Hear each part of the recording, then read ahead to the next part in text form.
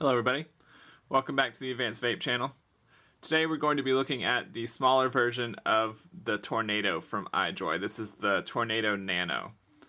So here it is on my mod here, and as you can see, compared to the bigger Tornado, it's quite a bit smaller, and more importantly than that, it's a total redesign of the way that it works on the inside. Really the only thing that they have in common is that they both have a velocity deck. Other than that, it's basically an entirely new tank, so it's a little weird to me that they still call it the Tornado when it's so different on the inside. And just the way that it functions and vapes is really different. So on here right now, I put this black glass that it comes with, and we'll talk a little bit more about that later, but it also comes with the clear glass. And I'll open this up real quick so you can see. This also comes with a pre-built coil section, if I can get it out of there.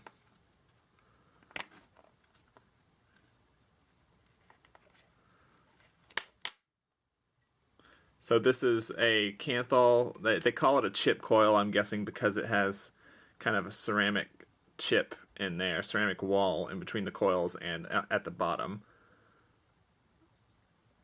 And so I haven't even tried this. I don't use Kanthal, and I'm not really much for pre-built coils. But you have the option to do that if you want to, and it also comes with a deck, which is what I've built on. So I'm going to go on and put that aside because that doesn't really interest me, but it's there for the people that like to have both options.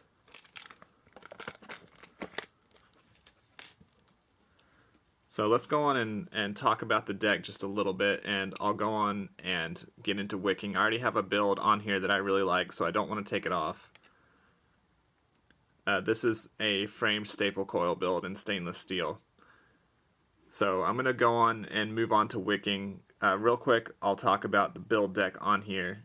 As you can see, it is a velocity style deck, but it's a little bit different in that the bottom two holes are kind of the normal screw from the side tension that velocities have, and the top two are top tension, you know, like a 4-post would be. So it kind of mixes both of them, but it doesn't really affect installation or use at all. It's just kind of a design choice that they had, but it doesn't really mean much as far as the way that you secure the wires in there. And as you can see, the wicking system is quite a bit different than it is on the larger Tornado or something like a Griffin style.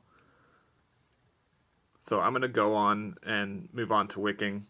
So I'm going to be using cotton pads for this.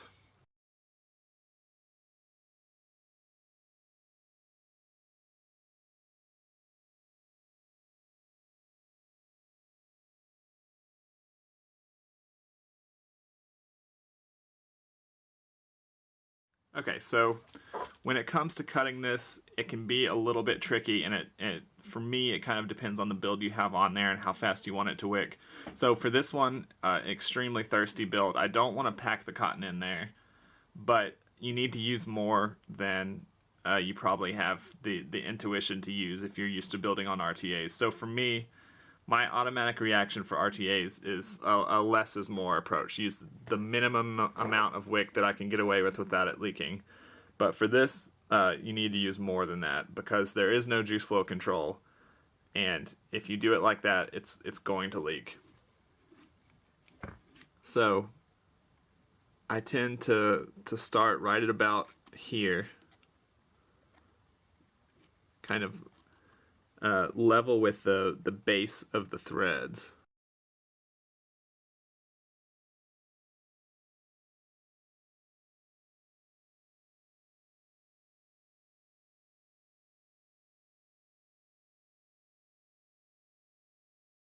Okay, so I'm going to fluff up the cotton just a little bit.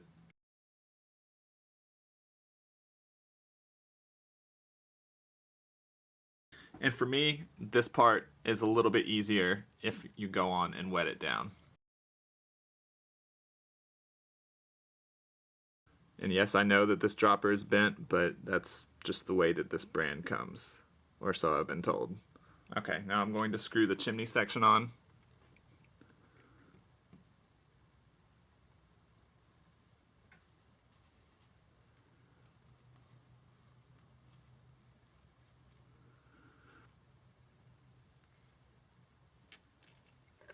And I'm going to tuck it in there just a little bit.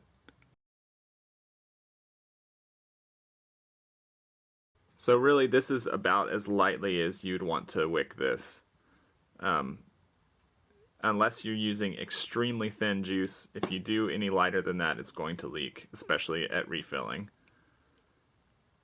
So the way that I just put this chimney on, as you can see, that's a big departure from the larger Tornado. So the larger one, you have to have the chimney section in place to dry fire, and then you have to disassemble it, wick it, and then assemble it all again. For this one, this whole thing comes off. You can dry fire it, build the wick, and do all of that stuff, and then put it together at the very end when you're done. So a much improved process for building for me on the Nano than the original one. So I like the flavor on the original one, but really that's about it. Everything else I wasn't a huge fan of. Just it's a pain in the butt to build on, especially compared to the smaller one.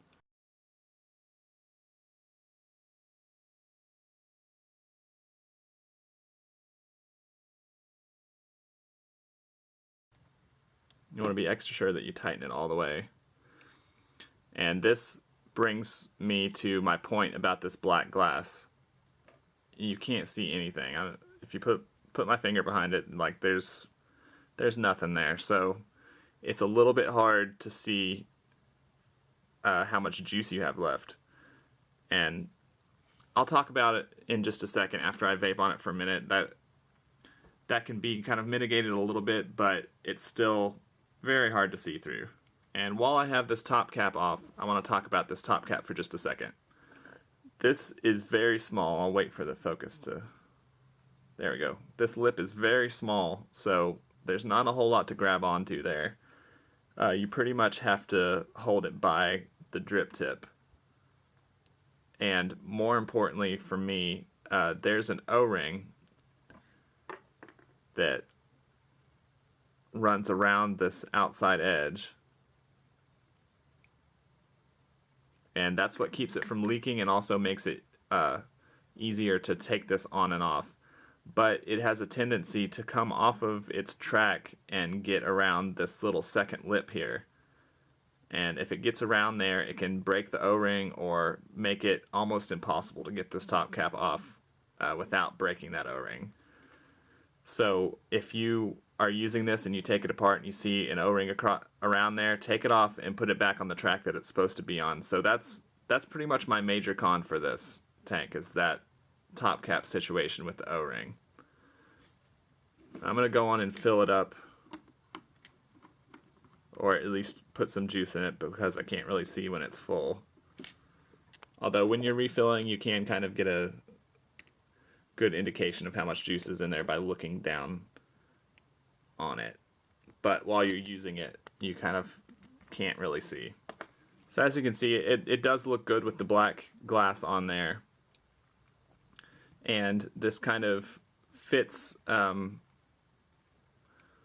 of the trends that's been happening right now with color changing stuff. This is color changing glass, so as it heats up, the color changes to white, and that makes it a little bit easier to see how much juice is in there, but not by a lot. You kind of have to be in a really bright light or out in the sunlight to see how much juice is left in there. Another thing I want to mention real quick before I try it out is the airflow on this.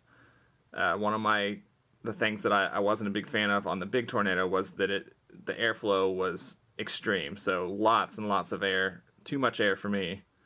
And tightening it down really didn't make it feel that much better. It did make it less air, but it made it turbulent and not really that enjoyable. So you kind of had to have the air mostly open, and it was just probably the airiest thing that I own. And on this, the Nano, it's very different. The airflow is perfect for me and for putting complex builds in there. So let's go on and give it a try. I'm going to be using it on temp control. This build is very low, 0.07. We're going to try it at 460 degrees.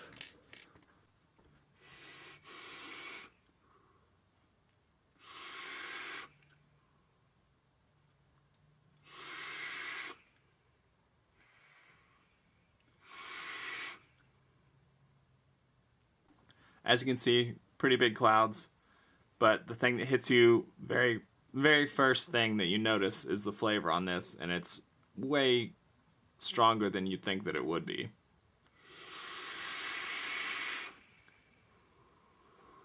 I'm going to sit and vape on this for a minute and try and get that glass to change color, so it needs to heat up a little bit. But go on, speed it up, and vape on it for a minute.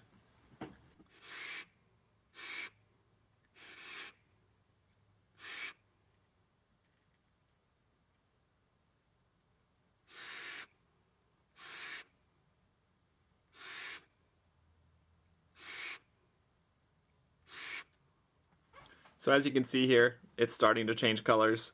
I took it out of temp control to try and get that heat up a little bit more. I'll take a few more vapes off it, but the density is really high, so if I keep doing this, I'm going to end up passing out.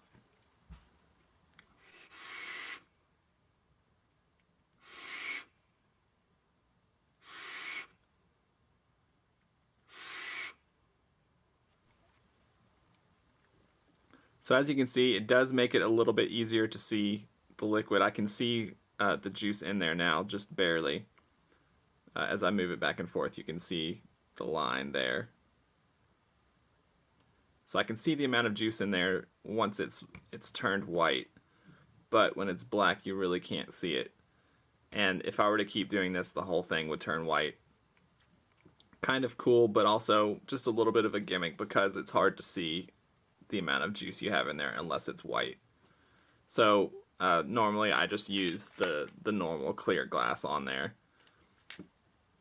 But I'm extremely impressed by the flavor and performance on this. It's way better than the larger Tornado, and it's something that I've been using more than any other tank lately as I've been trying it out and putting it through its paces and doing different builds on it.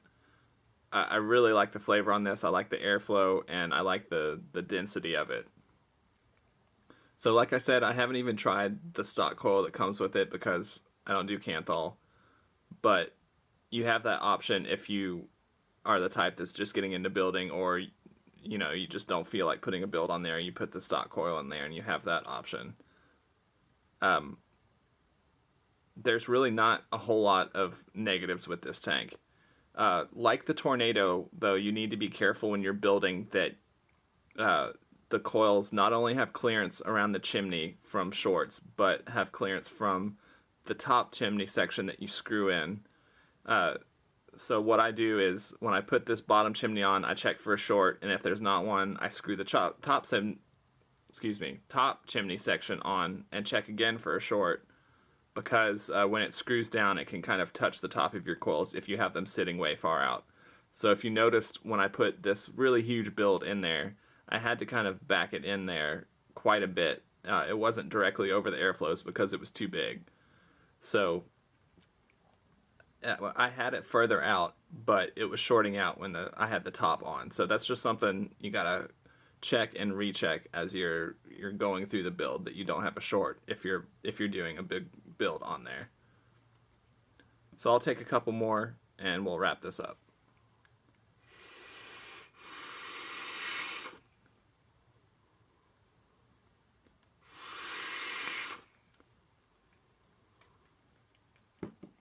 Overall, really impressed with the flavor and performance on this, and it's much easier to build and use than the larger one. I'm not really sure why they kept the Tornado name because it's so different to the other one. To me, it's a different tank. And right now it's going for around $22. I think that's what I paid for mine. So for that price, it's worth picking up. It does have a little bit of issues with this top cap that I talked about with the O-rings. But other than that, I really don't have many bad things to say about this tank. And I would recommend it to somebody that's getting into building and wants the option to do both, or someone who's very used to building, not interested in the stock coil, and just wants a good flavor tank that you can put a big build in, can handle higher performance. It's a great choice. So if you like this video and our channel, give us a like and subscribe to our channel. And if you have any questions, as always, leave them in the comments below or send me an email. We'll be coming out with a lot more videos lately. I've been kind of behind the scenes changing some stuff. I got a new computer set up to try and get videos out a little bit faster. So that's just something that I'm working on behind the scenes, and hopefully going to be coming out with videos a lot more frequently. So thanks for staying tuned with us while we're kind of going through this little break, but hopefully that's done now. Thank you.